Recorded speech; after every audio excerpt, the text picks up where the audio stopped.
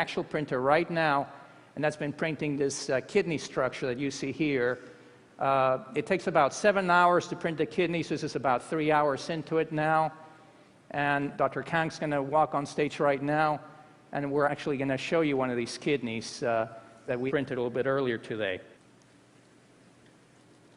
So these gloves are a little bit small on me, but here it is. You can actually see that kidney as it was printed earlier today.